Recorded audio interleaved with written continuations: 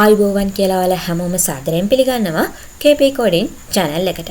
ඉතින් ඔයාලා මේකතු වෙලා ඉන්නේ C programming video series එකේ 29 වෙනි වීඩියෝ එකත් එක්ක.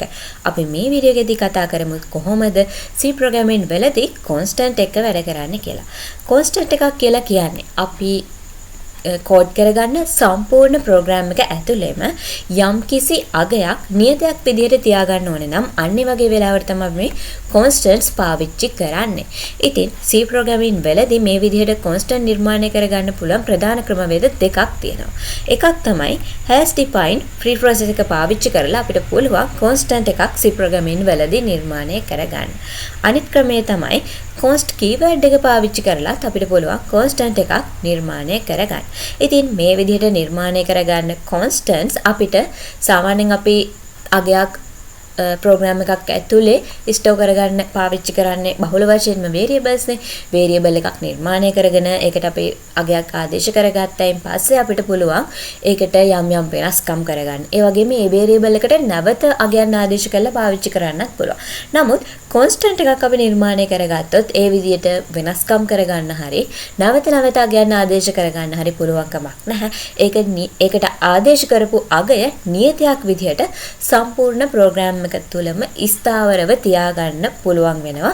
ඒ නියතය ඒ අගය අපිට භාවිතා කරන්න පුළුවන් වෙනවා සම්පූර්ණ ප්‍රෝග්‍රෑම් එක ඇතුළෙම ඒ විදිහටම.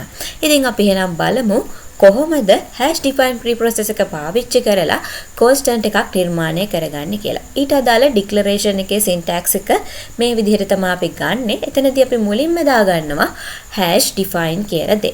hash define කියන වචනේ අපි දාගද්දි hash mark එකත් එක්ක define කියන වචනේ simple අකුරු වලින් එකට ලං කරලා තමයි දාන්නේ. මැද space එකක් හරි එහෙම නැත්නම් වෙන underscore එකක් වෙන symbol එකක් කිසිම දෙයක් පාවිච්චි වෙන්නේ නැහැ. මේ විදිහට hash define කියලා මුලින්ම දා ගන්නවා. ඊළඟට අපිට පුළුවන් identifier name එක නිර්මාණය කරගන්න අපේ constant එකට. එතනදී identifier name එක කියනට වඩා ඔයාලට හුරුයි variable name එක කිව්වොත් variable names අපි නිර්මාණය කරගන්නේ මේ විදිහට identifier names naming rules වලට අනුකූලව වගේම meaningful වෙන විදිහට. ඉතින් naming rules ගැන idea එකක් ගන්න ඕන නම් මම කලින් වීඩියෝ එක ගැන ඒක ගැන විස්තරාත්මකව කතා කරනවා. ඒ වීඩියෝ එක බලලා ඉන්න. මොකද ඒක ඔයාලට ලොකු උදව්වක් වේවි ඉදිරියට කෝඩ් කරගෙන යනකොට.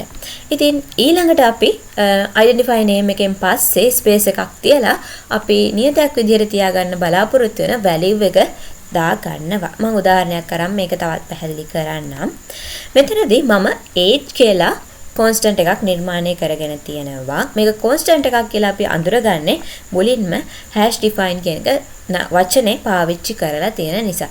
ඊළඟට මෙතන age කියලා capital letters වලින්ම identifier name එක නැත්නම් variable name එක නිර්මාණය කරගෙන ඒකට 18යි කියලා නියතාගයක් assign කරගෙන තියෙනවා. ඉතින් ඊළඟ ක්‍රමය තමයි const keyword එකත් එක්ක constant එකක් නිර්මාණය කර ගැනීම. ඒකට අදාළ declaration එකට ගියොත් මේ තමයි ඊට අදාළ syntax එක. මෙතනදී ඔයාලා දැනටමත් දන්නවා කලින් වීඩියෝස් බලලා තියෙනවා නම් අපි කොහොමද variable එකක් නිර්මාණය කරගන්නේ සහ ඊට අදාළ syntax එක මොකක්ද කියලා. ඉතින් variable එකක් නිර්මාණය කරගන්න syntax එක ඒ විදිහටම අරගෙන ඊට ඉස්සරහින් const keyword එක පාවිච්චි කළොත් අපිට එතනදී පුළුවන් constant එකක් නිර්මාණය කරගන්න. ඉතින් මේ විදිහට constant වලට නිර්මාණය කරගන්න syntax එකට ගියොත් මුලින්ම අපි const keyword එක පාවිච්චි කරනවා. මෙතන const කියන සම්පූර්ණ වචනේම simple අකුරු වලින් දාගන්නේ. ඊළඟට අපි නියතයක් විදිහට තියාගන්න බලාපොරොත්තු වෙන අගයේ data type එක දාගන්නවා. ඊට පස්සේ අපි නිර්මාණය කරගන්නවා naming rules වලට අනුකූලව සහ meaningful වෙන විදිහට identifier name එකක් එහෙම නැත්නම් variable name එකක්. ඊට පස්සේ අපිට පුළුවන් අපි නියතයක් විදිහට තියාගන්න බලාපොරොත්තු වෙන value එක equal mark එක එහෙම නැත්නම් සමාන කිරීමේ ලකුණ පාවිච්චි කරලා අපේ constant එකට ආදේශ කරගන්න එහෙම නැත්නම් assign කරගන්න.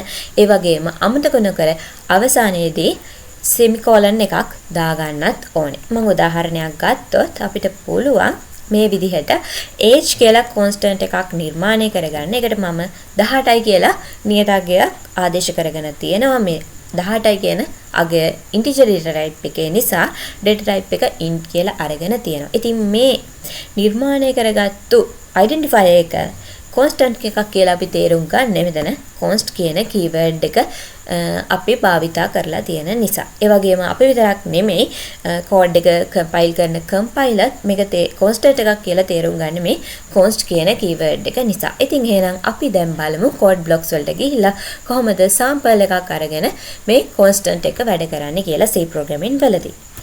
මම මෙතන example code එකක් නිර්මාණය කරගෙන තියෙනවා #define භාවිතා කරලා constant භාවිතා වෙන අවස්ථාවක් තමයි මම නිර්මාණය කරගෙන තියෙන්නේ. ඉතින් මම මේ විදිහට constant දෙකක් නිර්මාණය කරගෙන තියෙනවා length සහ width විදිහට.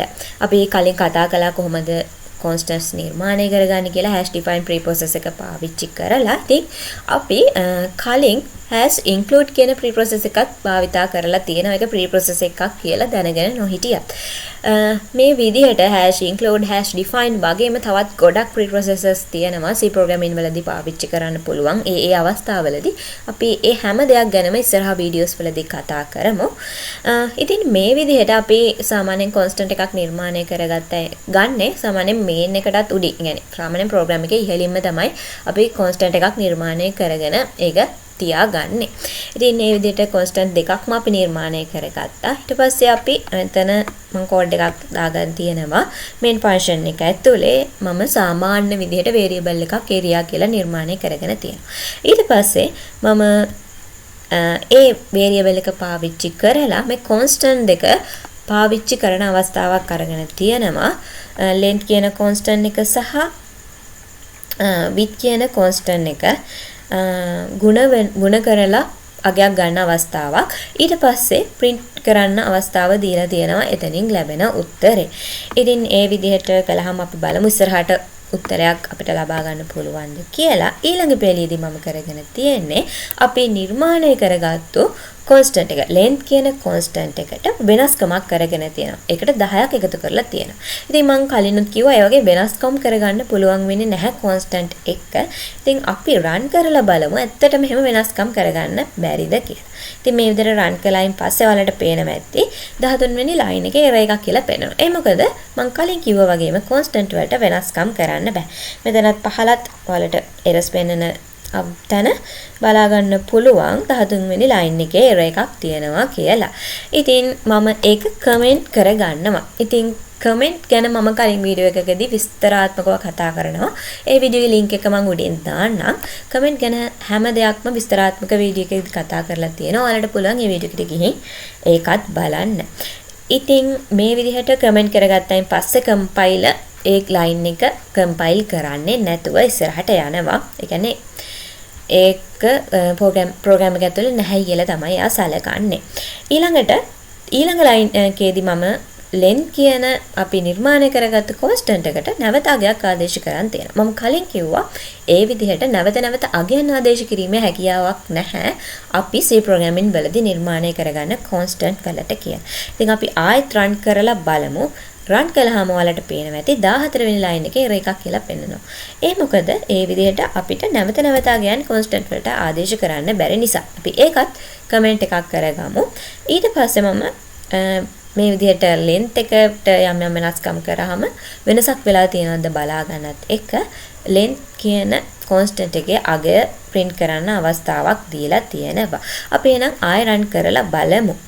run කළාම ඔයාලට පේනවා ඇති මෙතන පළවෙනිම තැන අපි මෙතන area කියන එකට අපි හදාගත්තු constant දෙක එකට ගුණ කරලා area කියන එකට ආදේශ කරලා ඒක ආගේ ආදේශ print වෙන අවස්ථාවක් දුන්නා.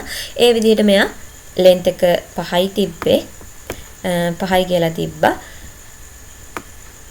10යි කියලා තිබ්බා 10 5න් වැඩි වෙන්න තිබ්බා 5 උත්තරේ 50යි කියලා ඇවිල්ලා තියෙනවා. ඒ කියන්නේ අපිට constant එකක් නිර්මාණය කරගෙන ඒක භාවිතා කිරීමේ හැකියාව තියෙනවා. නමුත් අපිට වෙනස්කම් කරගන්න හෝ නැවත අගයන් ආදේශ කරගන්න බැරි වුණ නිසා length එකේ අගය ඒ විදිහටම 10යි කියලා print වෙලා තියෙනවා. අපි අවසානයේදී print කරගන්න දුන්නු නිසා. හරි. ඉතින් එහෙනම් අපි ඊළඟට බලමු මම මෙතනදී නිර්මාණය කරගෙන තියෙන්නේ const keyword එකත් එක්ක constant එකක් නිර්මාණය කරගන්න විදිය. අපි ඒ ගැන කලින් කතා කළා. ඉතින් කලින් විදිහටම අපි කලින් උදාහරණෙම ඒ විදිහටම අරගෙන තියෙන්නේ වෙනසකට තියෙන්නේ const keyword එකත් එක්ක තමයි constant එක නිර්මාණය කරගෙන තියෙන්නේ. constant දෙක ඒ විදිහටම නිර්මාණය කරගෙන තියෙනවා කලින් විදිහටම.